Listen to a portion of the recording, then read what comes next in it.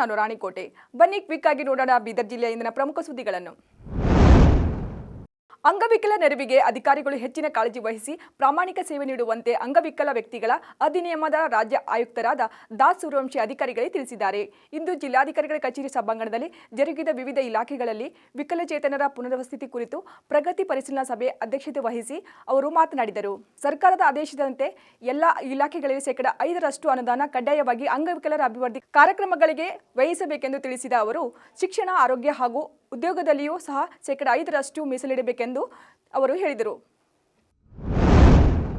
ಕರ್ನಾಟಕ ರಾಜ್ಯೋತ್ಸವ ನಿಮಿತ್ತ ಮಾಜಿ ಸಚಿವ ಹಾಗೂ ಔರಾದ್ ಶಾಸಕರಾದ ಪ್ರಭು ಬಿ ಚೌಹಾಣ್ ಅವರು ಕನ್ನಡ ಸಾಹಿತ್ಯ ಪರಿಷತ್ತಿನ ಸಹಯೋಗದೊಂದಿಗೆ ನವೆಂಬರ್ 21ರಂದು ಔರಾದ್ ಪಟ್ಟಣದ ತಾಲೂಕು ಪಂಚಾಯತ್ ಕಚೇರಿ ಸಭಾಂಗಣದಲ್ಲಿ ಸಾಹಿತ್ಯ ಸಂಗಮ ಕಾರ್ಯಕ್ರಮದಡಿ ಔರಾದ್ ಹಾಗೂ ಕಮಲ್ನಗರ್ ತಾಲೂಕಿನ ಕನ್ನಡ ಸಾಹಿತಿಗಳಿಗೆ ಸನ್ಮಾನಿಸಿದರು.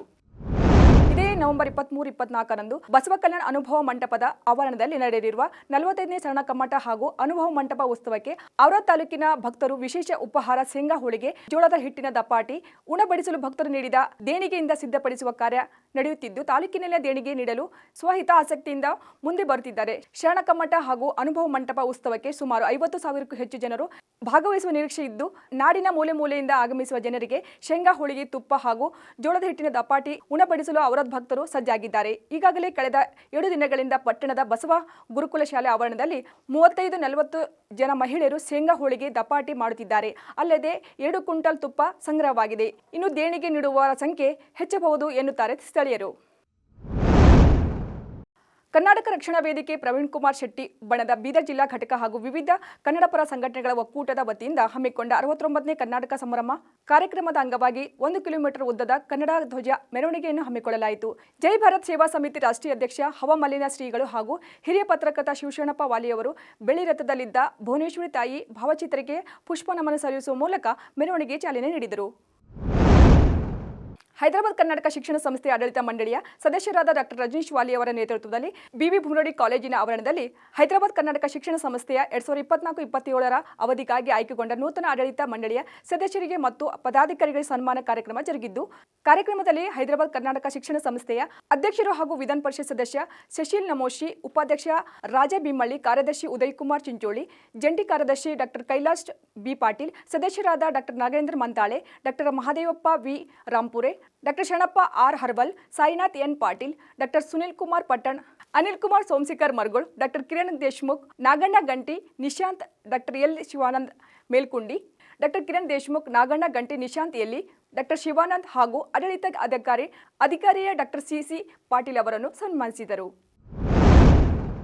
ಔರಾದ್ ಮತಕ್ಷೇತ್ರದ ಶಾಸಕರು ಹಾಗೂ ಮಾಜಿ ಸಚಿವರಾದ ಪ್ರಭು ಚೌಹಾಣ್ ಅವರು ಇತ್ತೀಚೆಗೆ ನಿಧನರಾದ ಔರಾದ್ ತಾಲೂಕಿನ ಕರಂಜಿ ಗ್ರಾಮ ಬಿಜೆಪಿ ಮುಖಂಡ ಬಸವರೆಡ್ಡಿ ಪಾಟೀಲ್ ದಳಪತಿ ಅವರ ಮನೆಗೆ ಹಾಗೂ ಮುದೋಳ್ ತಾಂಡ ಸಂಜು ರಾಠೋಡ್ ಅವರ ಮನೆಗೆ ಭೇಟಿ ನೀಡಿ ಕುಟುಂಬಸ್ಥರಿಗೆ ಸಾಂತ್ವನ ಹೇಳಿ ಅವರಿಗೆ ಧೈರ್ಯ ನೀಡಿದರು. ಬೀದರ್ ಜಿಲ್ಲೆಯ ಬಸವ ಕಲ್ಯಾಣ ನವೆಂಬರ್ 23-24ರಂದು 45ನೇ ಶರಣ ಕಮ್ಮಟ ಮತ್ತು ಅನುಭವ ಮಂಟಪ ಉತ್ಸವ ಆಚರಿಸಲಾಗುವುದು. ಸಾಮೂಹಿಕ ಇಷ್ಟಲಿಂಗ ಪೂಜೆ, ವಿವಿಧ ಮಠಾಧೀಶರ ಚರ್ಚೆ, ನಗೆಯೋಗ ಕೂಟ ಮತ್ತು ಬಸವ ಕಲ್ಯಾಣ ವಿಕಾಸದ ಕುರಿತು ಚರ್ಚೆಗಳು ನಡೆಯಲಿವೆ ಎಂದು ಅನುಭವ ಮಂಟಪ ಅಧ್ಯಕ್ಷರಾದ ಬಸವಲಿಂಗ ಪಟ್ಟದೇವರು ಹಾಗೂ ಸಚಿವರಾದ ಈಶ್ವರ್ ಖಂಡ್ರೆ ಅವರು ತಿಳಿಸಿದ್ದಾರೆ.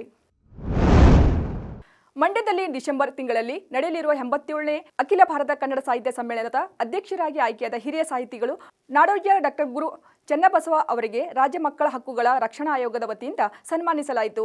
ರಾಜ್ಯ ಮಕ್ಕಳ ಹಕ್ಕುಗಳ ರಕ್ಷಣಾ ಆಯೋಗದ ಅಧ್ಯಕ್ಷ ಕೆ ನಾಗಣ್ಣಗೌಡ ಹಾಗೂ ರಾಜ್ಯ ಮಕ್ಕಳ ಹಕ್ಕುಗಳ ರಕ್ಷಣಾ ಆಯೋಗದ ಸದಸ್ಯರಾದ ಶಶಿಧರ್ ಕೋಸುಂಬೆ ಇದ್ದರು.